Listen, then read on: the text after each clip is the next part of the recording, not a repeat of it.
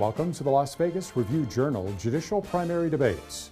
Here's your host, Steve Sebelius. Welcome to the Review-Journal's judicial debate for Family Court Department T. I'm Steve Sebelius.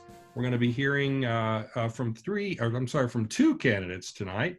We're conducting these debates via Zoom, obviously due to coronavirus, and we're observing social distancing for safety of all of our participants. So let's meet our candidates for tonight's debate. Nadin J is the owner of her own firm, the Cutter Law Firm, practices in the area of family law and personal injury, and she's a graduate of the UNLV Boyd School of Law. Go Rebels.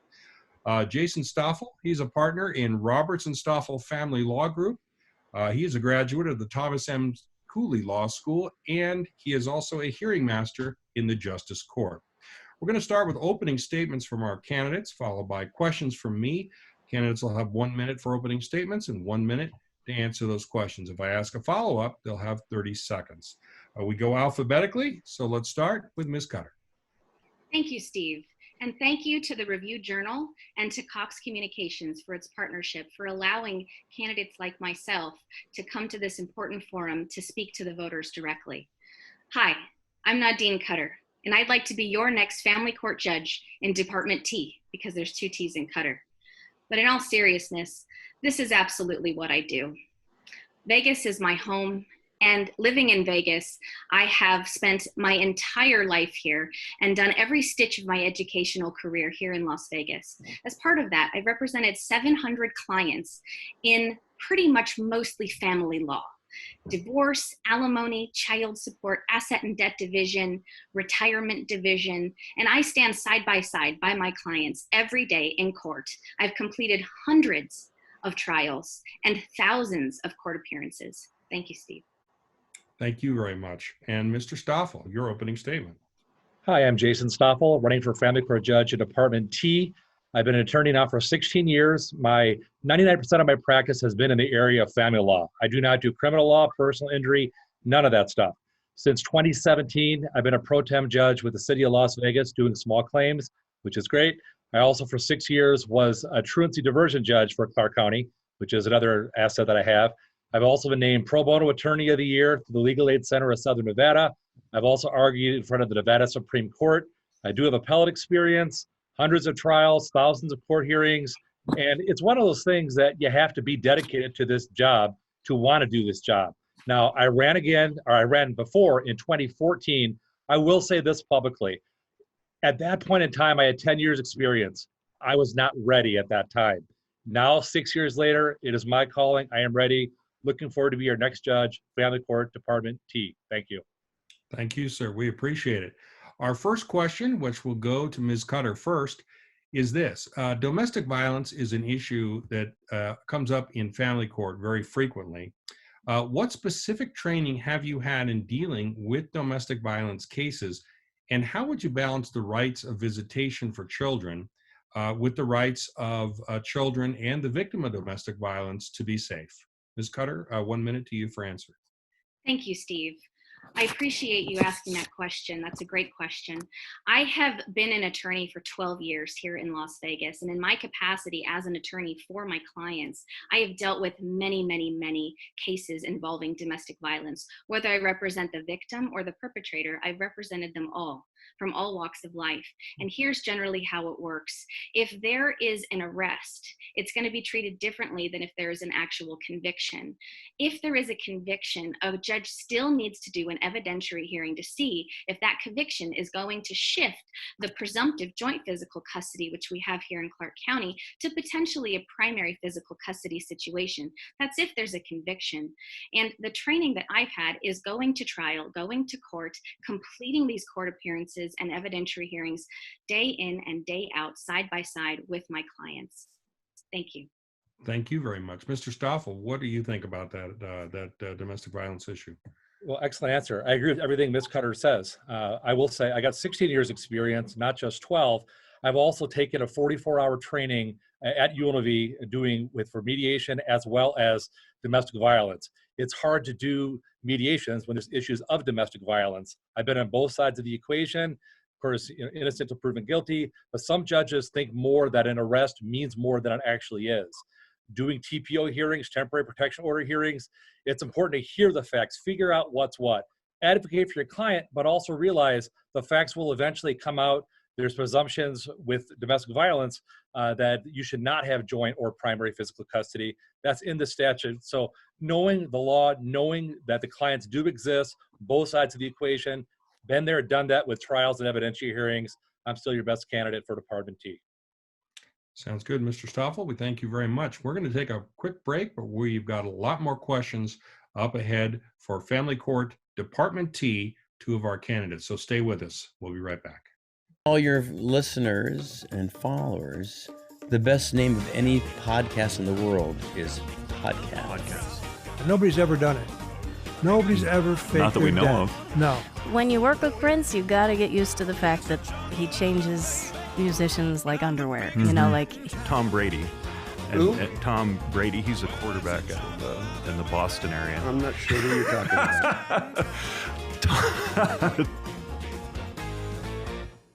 Welcome back to the Review Journal's Judicial Debates. We're talking with candidates for Family Court Judge, Department T.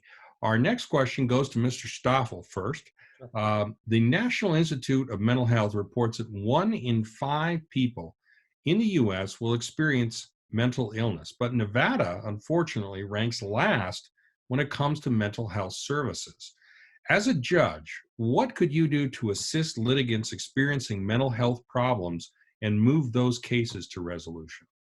First thing is to listen. We have 2 ears, 1 mouth. I think a lot of judges, they have their mind made up before oral argument even happens. Reading the pleadings, understanding the briefs, and asking questions. I will say this, there's a very famous judge, Judge Jerry Hardcastle. He started every hearing with 5 words. I've read it, anything else? That's powerful. Knowing that you can figure out what's going on, but really, in all honesty, asking questions, figuring out what's best for these families, counseling components. There are outside mental health providers that can get involved in these cases that can be the eyes and ears for the court. That is helpful, and you consider that, but everyone has their day in court. Just because a mental health provider says, mom has these issues, A, B, C, dad has these issues, X, Y, and Z, you still have an opportunity to have an evidentiary hearing, confront that witness, ask the questions, figure out what's what, and reality, figure out what mental health services are necessary. We can do better than what we have. And I will say the current judge in Department T is retiring, so this is an open seat. It's probably between myself and Ms. Cutter. The voters will pick. All right, Mr. Stoffel, thank you very much. Ms. Cutter, your answer to that question? Thank you, Steve. I've dealt with mental illness in clients and in opposing parties many, many times in my legal career. And I think the most important thing as a judicial officer, when seeing parties that may have a mental illness issue that is part of their life or part of their family's life, is to show compassion. There are a ton of tools that myself as an attorney I know about. And as a judge, you can help litigants get access to those tools. I was Safe Talk certified, which is a certification program that helps understand and navigate the world of suicide and mental health issues as well. And I can tell you that as part of a judicial system, we can do a lot to help mentally ill people and people that may have, a problem for a short period of time or for their whole life. And what you can do is you can ask for a mental health evaluation. You can refer them to a list of therapists. You can stair-step a custodial approach where if they're on their worst day, they have less time. And if they're on their best day, they have more. There's a lot of tools in my tool belt. All right, thank you very much. We appreciate that. Next question goes to Ms. Cutter first. Access to justice is more critical than ever, especially when it comes to sensitive and emotionally fraught issues that you see in family court. Please discuss the impact for individuals and the system when there is a justice gap, and what, if anything, judges specifically can do to make the system more equal. That's an excellent question, Steve. And in my experience in the last 12 years, I know exactly what I can do as an attorney and hopefully as your next judge in Department T. there is a family mediation center which offers parents the tools to handle their cases by themselves without a judge and without attorneys. They can talk about dates and times and vacations and holidays, and they can come to what's called a parenting agreement to resolve things. A majority of their case, the most important issues sometimes are custody, and you can come to an agreement outside of court for free. Sometimes if you have the lowest level of income and without paying any legal fees at all, if you have a little bit of income. Additionally, there is the senior judge settlement program where our most respected senior judges that have been doing this a long time offer their time to help settle cases. Lastly, our sitting judges make time and make themselves available to help settle cases that are not before them. So those options are all very inexpensive or free, and those are the best ways to offer equal access and justice. Thank you very much, Mr. Stoffel. What about you? What would you do, if anything, to address the justice gap? I would agree with Ms. Cutter's answers as well. Very good answers, and it's what I was going to say, certainly. But I will also say, additionally, there's an Ask a Lawyer program every Thursday at Family Court. I think many people don't know about that program. And I would think that most judges, if they see a litigant, struggling or not really being prepared for court, I think it's a judge's job at some point not to give legal advice, but to give resources. And the two biggest resources is on Thursdays at 2 o'clock, the Ask a Lawyer program at Family Court. I've been a part of that. I do that a handful of times a year. And also for my work on that with the Legal Aid Center of Southern Nevada, that's who puts the program on. I've been recognized as Pro Bono Attorney of the Year and Small Firm Attorney of the Year. The other thing is asking people really with resources what they have. Mediation is certainly good, but most people just have to have a chance to talk to a live warm body. So Legal Aid Center will match you up with an attorney, which is good, but some people just have 3 or 4 questions. See the Ask a Lawyer program, Thursdays, 2 o'clock, wonderful program. All right, thank you very much. Sounds good. You'll get the chance to go first on this next question, Sure. which is sort of along the same lines. If you saw a party in your courtroom who was being poorly represented by an unprepared or an ineffective lawyer, how would you handle that situation? One of the easiest things is to remind them about their ethical duty to be prepared, to be advocating a position that has merit, not just something that comes out of a hat. I've seen judges look frustrated. Some judges, if they're going to say something they're going to regret, they will say, we're going to take a recess, call another case, and we're going to come back. That's the easy way.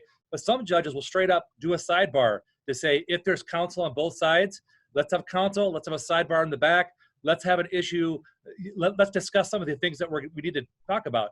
But really remind them, you're not doing a great job, your client deserves better. So if nothing else, a little slap on the wrist to say, your client deserves better. But again, a sidebar is helpful, but in reality, a break.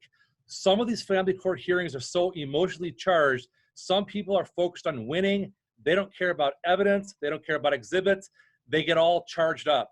You can see it in their face. They get red in the face. Sometimes a break does wonders. So as a judge, I think it's appropriate to say, we're going to call another case, come back in 10, 15 minutes, give you a chance to talk in the hallway, and guess what? Then we'll go back on the record. Thank you. Ms. Cutter, what do you think? What would you do if you saw an attorney in your courtroom who was unprepared and not representing their client very well? Thank you for that question. I have a couple ideas on that one, Steve. First of all, sometimes attorneys really get like a little tap on the shoulder from their client because their client really wants to say something. And in certain situations where it's appropriate, I would potentially swear in the parties. And if there's a big hot topic, hot button issue where one's saying this is a lie and the other one's saying it's not a lie, sometimes it's helpful to swear the parties in and to allow them to have a voice in the courtroom, even if it's not in an evidentiary hearing, even if it's just at a motion hearing or a status check, to address whatever those issues are. Sometimes it can mean a lot to a judicial officer to see the client speak and to hear what they have to say because their voice matters. Additionally, I think if an attorney is having a bad day and they're maybe not representing as zealously as I've seen before, I would give that attorney an opportunity. I agree that giving the attorney a break would be helpful. I also think sometimes if it was egregious for some reason, I would provide an opportunity to provide a written statement in a memorandum of points and authorities to provide me their argument in writing. Sounds good. Thank you very much, both of you, for your answers. We're going to take another quick break, but we will be right back with more questions and answers. Family Court, Department T. The Vegas Nation podcast is your source for all of your Las Vegas Raiders news. Subscribe and get fast takes and smart coverage. Download the Vegas Nation app and check out vegasnation.com to stay up to date with your Las Vegas Raiders.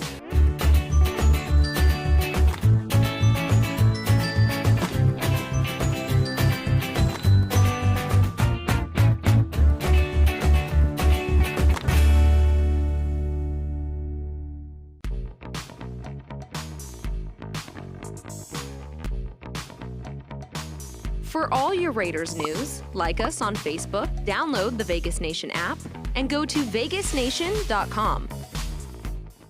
Welcome back to the Review Journal's Judicial Debate. Tonight we're talking with candidates for Family Court Judge, Department T.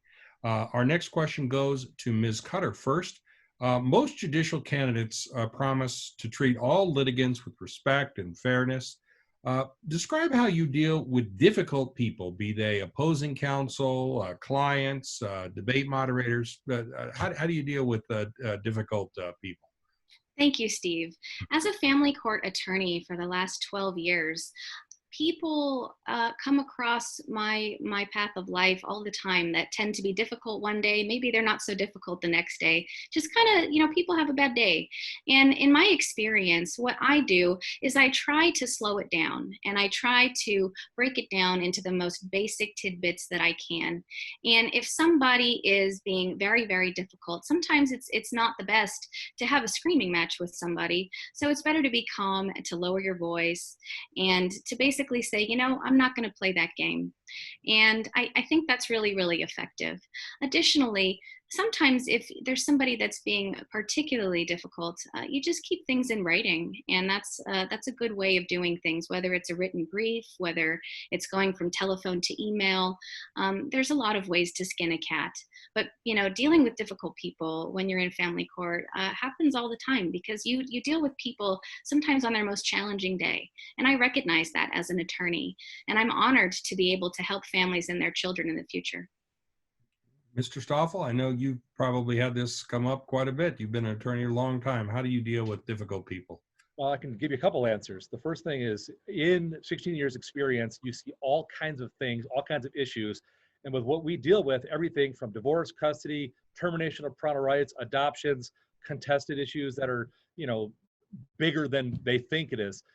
You have to have patience. And I've learned that over the years, and I got better over the years. Also, when you argue in front of the Nevada Supreme Court, they will interrupt you. They will make sure they want to get their questions answered. So it doesn't matter what you have prepared, they're getting their questions answered. I will say also, as a judicial officer for the city of Las Vegas, I've had firsthand experience seeing a courtroom get out of hand, having people argue, raise their voice, you're lying, you're a cheater, you're this, you're that. And even though it's the small claims, doing landlord-tenant and other things like that, everyone should be respectful. You have to have a clear record. If everyone's talking at the same time, there will be no record. So sometimes it's simple as they're talking, you're not, they're talking, you're not. Being respectful for people's time, that's always good. But in reality, a judge has the ability to control the courtroom. They ask the questions, they will get the answers. Not everyone's talking at the same time. Sounds good. Thank you very much, sir. This next question will go to you first. Can you name a significant accomplishment or case in your career that you think uniquely qualifies you to be a family court judge? Yes. I would say, first of all, the last 16 years, doing family law cases almost exclusively. That's why I've been saying since day one, it's been 99% of my cases. Doing trials, doing evidentiary hearings, but really having trials that mean something to you, that's important. I will say one of my most recent cases involved a Canadian kidnapping, where a child was taken from the mother for a short period of time. The dad went to prison, and then once he got out of prison, he was stalking and harassing my client. When my client came to the door and saying, I need help, I want to terminate his parental rights, I made sure that it's not something that I like doing, it's not something that I enjoy doing, but if the law says there is parental fault, such as kidnapping, and the child, who was 2 at the time, kidnapped, ended up in a Canadian casino, this was problematic for me. We went to trial, I was prepared, well briefed, and we won. We got the termination granted. I was proud of that case, and I really looked at my client and said, we did the right thing. termination cases are difficult, but everyone had their day in court. But when the child doesn't even know the kidnapper, her other parent, I was proud of that case. And I went in, guns a-blazing, being prepared, but the law speaks for itself. Thank you, sir. Very interesting story. Ms. Cutter, any a significant accomplishment or a case in your legal career that uniquely qualifies you for family court? Yes, thank you for that question, Steve. One case in particular I thought of immediately within a nanosecond of you asking that question. And that's a case where it was a divorce, there were businesses involved, there was a home, there was a cross-country move to a state that's it's one of the furthest away states you can imagine. And it was a huge argument between a mother and a father over one child and where that child should live primarily. That case I took through 23 trial days at its basic level. I then resolved the case completely in my favor, and my client won primary physical custody that he kept for many years. The other side appealed the case, and we won at the Court of Appeals level. Again, they appealed again to try to get to the Nevada Supreme Court. They lost, which means we won again. Then they came back round 2, 9 days of trial. Well, we won again. And it's still an appeal, and we just keep winning. And my client really deserves that. He's a great, great parent. Thank you very much. We're going to take one final break, and we'll be back to hear our candidates' closing statements. That's next as the Review Journal Judicial Debate continues.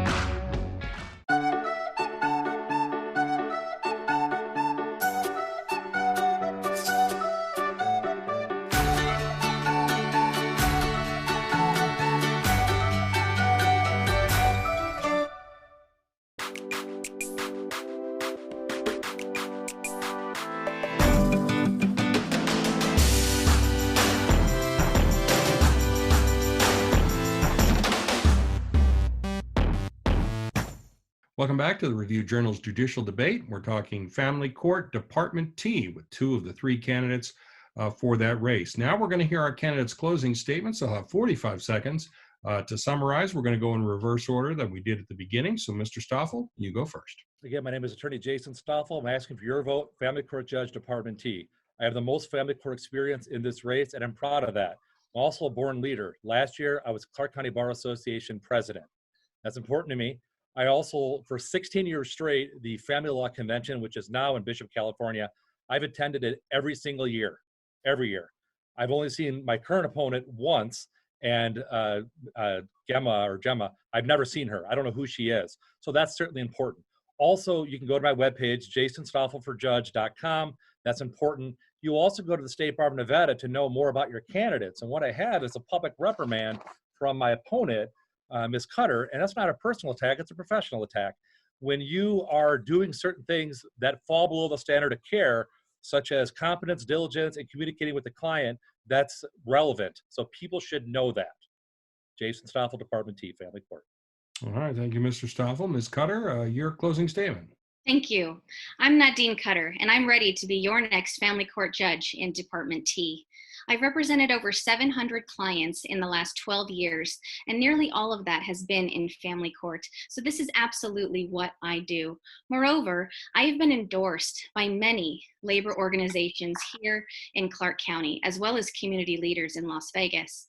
Some of those endorsements include the AFL-CIO, the International Association of Firefighters, the OPC-MIA, which is the Plasterers and Cement Masons, IBEW, Local 357, and the Nevada Veterans Association.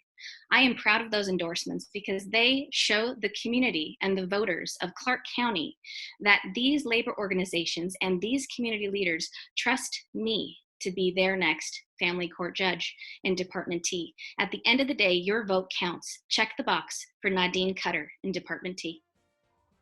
Thank you to both our candidates for your participation, and thank you for joining us for the Review Journal's Judicial Debate. I'm Steve Sebelius. Thanks for watching.